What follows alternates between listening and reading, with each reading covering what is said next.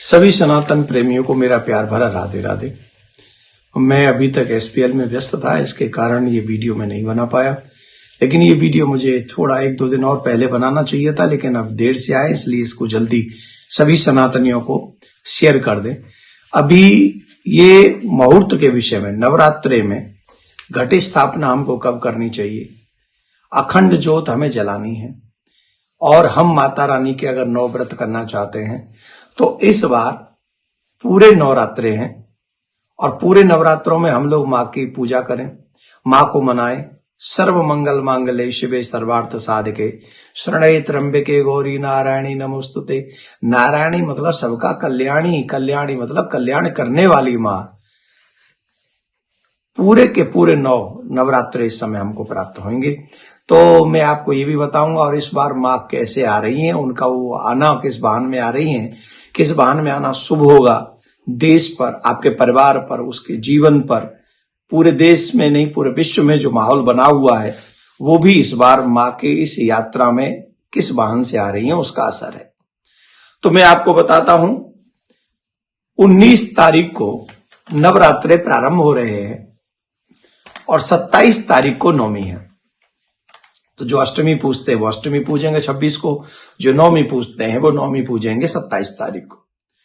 घट स्थापना 2 मुहूर्त में आपको बता दे रहा हूं। 19 मार्च सुबह 6:52 से 8 बजे तक पहला पूजन करना चाहें तो उस समय आप घट स्थापना करें, और जिस समय घट स्थापना करें संकल्प लें। संकल्प के बाद में दीप कि हम नवरात्रि का व्रत करेंगे, फिर घट स्थापना करें, गणेश जी का पूजन करें, गणेश जी का पूजन करके फिर कलश का पूजन करें, उस पर नारियल और आम्र पात्र रखें, और जिससे उनका पूजा विधि विधान से वरुण देव का आवाहन करें, पूजन करें। और उसी समय आप लोग जिनके घर में क्षेत्रीय मतलब जो अनाज बोते, मतलब जो जौ बोते हैं, वो भी वहां पर बो सकते हैं।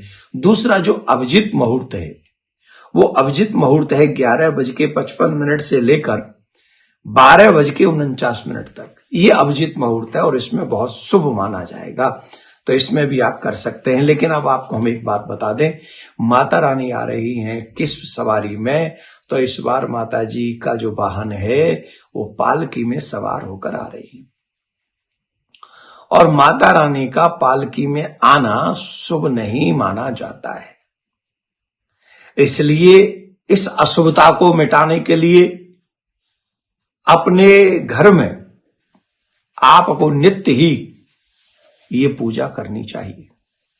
जैसे हमारे घर में माँ की ज्योत तो जलाते ही हैं, साथ में हमारे ब्रज में तो कहते हैं अग्यारी करते हैं, मतलब एक गाय के गोबर का कंडा लेते हैं, उसे जलाते हैं, गर्म करते हैं, फिर उसके ऊपर लौंग से माँ का भोग लगाते हैं, बतासे इत्यादि से भोग लगाते हैं। इसको हमारे ब्रज में अग्यारी कहते हैं, आपके यहाँ जो भी कहते हो उस तरीके से समझ लीजिए। कम से कम 5 जोड़े नित्य लौंग के घी में डुबोकर, देसी गाय के घी में डुबोकर नित्य वो माँ को अग्यारी करें, जिससे हमारे घर में उस अशुभता का कोई प्रभाव न पड़े। माँ से प्रार्थना करें, माँ हम आपके बच्चे हैं, हमारे घर में इस अशुभता का कोई वो न पड़े, प्रभाव न पड़े, जिससे आप जो पालकी में सवार होके आ रही हैं। अब देखिए इसका क्या असर होगा। इसमें मौसम भी अनिश्चित हो जाएगा, कहे तो भयंकर आंधी आ जाएगी।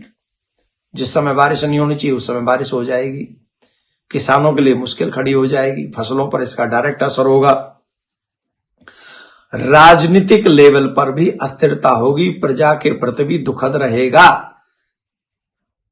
अभी आई नहीं है, लेकिन आप देख लीजिए पाकिस्तान में बम फूट रहे हैं, अफगानिस्तान में बम फूट रहे हैं, ये सब हो रहा है। तो और ईरान और अमेरिका लड़ी रहे, तो ये एक समय शुभ नहीं है, अशुभता का समय माना गया है। स्वास्थ्य के प्रति सचेत रहे, स्वास्थ्य में भी नेगेटिव इसका असर हो सकता है, इसलिए स्वास्थ्य के लिए नित्य माँ का पूजन करें और प्रार्थना भी करें कि हमारे परिवार में सब सुरक्षित रहे। लेकिन एक अच्छा लक्षण ये होगा, जिस समय 27 तारीख को माँ जाएंगी तो जाने वाले समय उनकी सवारी चेंज हो जाएगी, वो हो जाएगी हाथी गजराज। जैसे ही गजराज पर वापस जाएंगी तो वो अशुभता के लक्षण थोड़े कम हो जाएंगे।